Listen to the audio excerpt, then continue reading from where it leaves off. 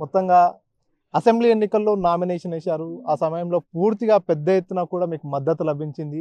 అనుకున్న స్థాయి వరకు రీచ్ కాలేకపోవచ్చు కానీ, ఓ రకంగా చూసుకుంటే కొన్ని ప్రధాన పార్టీలు కూడా సాధించలేనంత ఓట్లు కూడా మీరు సాధించినటువంటి పరిస్థితి. సో, అప్పుడు ఒక కాజ్‌తో వేశారు. నిరుద్యోగం రాష్ట్రాన్ని నిరుద్యోగిత పట్టి పీడిస్తుంది. ఇప్పుడు మళ్ళీ ఎంపీగా పోటీ చేస్తున్నారుగా. ఎంపీగా ఏ ఉద్దేశంతో, ఏ కాజ్‌తో నామినేషన్ వేశారు? నిరుద్యోగం గురించి అన్న రేపు కూడా నిరుద్యోగులను నిర్లక్ష్యం చేయకూడదు. ఇప్పుడు ఆల్రెడీ రాగానే నెల లోపలనే జాబ్‌లేసామని అయితే చెప్పిర్రు. కానీ ఇంకా ఎయ్యలేదు కదన్న. సో, అందుకే చాలామంది కూడా ఏసిర్రు. నేనే కాకుండా నాలాంటి నిరుద్యోగులు కూడా చాలామంది ఏసిర్రు. అంటే గత అసెంబ్లీ ఎన్నికల్లో పోరాటం చేసినట్టు ఇప్పుడు ఎంపీ ఎలక్షన్‌లో కూడా నిరుద్యోగ సమస్య పైనే పోరాటం. నిరుద్యోగ సమస్య అలాగే రోడ్లన్న. రోడ్లు కొన్ని స్కీమ్స్ కూడా ఎట్లున్నాయనంటే నిరుపేద వాళ్ళకి రావట్లేదు. వాళ్ళ కింద తిరిగే కార్యకర్తలు, ఎంపీ గాని, ఎమ్మెల్యే గాని వాళ్ళు ఉంటారు కదా! వాళ్ళకు అనుసంధానంగా కొంచెం ఉండే వాళ్ళకి ఇస్తున్నారు. అట్లా కాకుండా ఎవరైతే దానికి ఎలిజిబుల్ ఉంటారో నిరుపేద వాళ్ళకే రావాలి. అంటే ప్రభుత్వం ఏర్పడి కేవలం 4 నెలల సమయం, చాలా కొద్ది సమయమే అయింది కదా! ఇంకా చాలా టైం ఉంది. ఇప్పుడిప్పుడే సెట్ అవుతున్న ప్రభుత్వం అని చెప్తున్నారు కదా! సెట్ అవుతున్న ప్రభుత్వమే మొన్న జాబ్స్ ఇచ్చింది గదా! ఇచ్చినప్పుడు కొన్ని పోస్టులు పెంపుదల చేయొచ్చు గదా! పోయిన గవర్నమెంట్ ఏసిన పోస్టులన్నీ మళ్ళీ ఇప్పుడు అవే ఏసి జస్ట్ ఎగ్జామ్ డేట్స్ ఒకటే ప్రకటించిర్రు. మళ్ళా కొన్ని పోస్టులు పెంపొచ్చు గదా! ఎందుకు పెంపలేదు? సో, మొత్తానికైతే ఇప్పుడు కూడా నిరుద్యోగ సమస్య, యువకులకు సంబంధించిన సమస్యతో పాటు రోడ్ల సమస్యలు, ఇతరత్ర సమస్యలంటారు. అవును.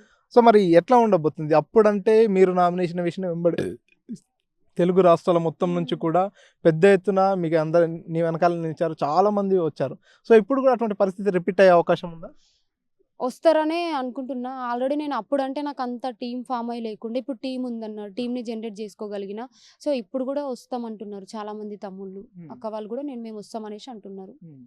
సో, ఇప్పుడు నార్కర్నూలు నియోజకవర్గం నుంచి మొత్తానికి ప్రధాన పార్టీలకు సంబంధించి ముగ్గురు అభ్యర్థులు కూడా హోరాహోరీ ఫైట్ ఇస్తున్నారు. ఆ ముగ్గురు కూడా రాజకీయాల్లో సీనియరే. అన్ని రకాలుగా వాళ్ళు చాలా హేమాహేమీలనే చెప్పుకోవచ్చు. వాళ్ళని తట్టుకొని ఎట్లా ముందుకెళ్తారు?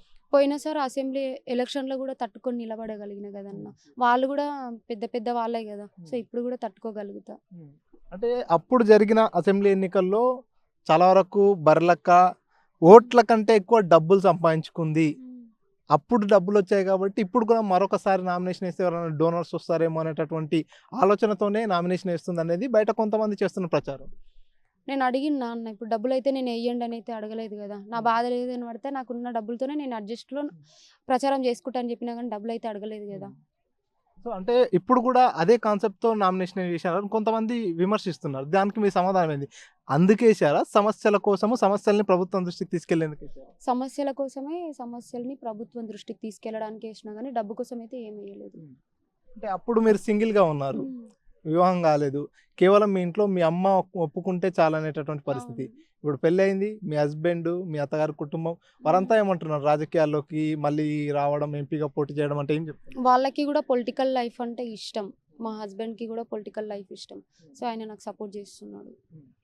అంటే ఇంత పోటీ చేశారు. గతంలో కూడా అనేక ఆటుపాట్లు ఎదురయ్యాయి. అనేక విమర్శలు చేశారు. ఆరోపణలు చేశారు. ఒకానొక సందర్భంలో మీ తమ్ముడిపై దాడి కూడా చేసేటటువంటి పరిస్థితి ఎదురైంది. సో, మళ్ళీ ఇప్పుడు కూడా అటువంటి పరిస్థితులు ఉండొచ్చు గదా! మరి మీకు అప్పుడు ఏం భయం గాని, అటువంటి ఇబ్బంది గాని జరగలేదా? భయం అనేది ఏమి అనిపిస్తలేదన్న. ఇంక అప్పుడు దాడి జరిగిందంటే వాడిని ఒక్కడిని ఎనకాల వదిలిపెట్టి గిన్నెలు తీసుకురమ్మని చెప్పినాము. సో, అప్పుడు ఒక్కడున్నాడని చెప్పేసి దాడి చేసిర్రు. సో, ఇప్పుడు అట్లా లేకుండా కొంచెం గుంపులుగా ఉండడానికి ప్రయత్నిస్తాం.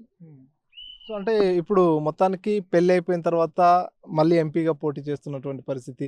ఎందుకు మీ హస్బెండ్‌తో కూడా చర్చించుంటారు గదా! ఏదైనా పార్టీ నుంచి కాకుండా మళ్ళీ ఇండిపెండెంట్‌గానే పోటీ చేయాలనే ఆలోచన ఎందుకొచ్చింది? ఇండిపెండెంట్‌గానే చాలామంది లైక్ చేస్తున్నారు గదన్న నన్ను. ఏ పార్టీలకెళ్ళి పోతే అసలు ఈమె గూడా డబ్బులు తీసుకున్నది. అందుకే అటెళ్ళిపోయింది. అది ఇది అనేది మళ్ళీ స్టార్ట్ చేస్తారు నిందలు. ఎందుకంటే చాలామంది జనాలు నన్ను ఇండిపెండెంట్‌గానే ఇష్టపడుతున్నారు కాబట్టి నేను ఇండిపెండెంట్‌గానే ఎయాల్సొచ్చింది.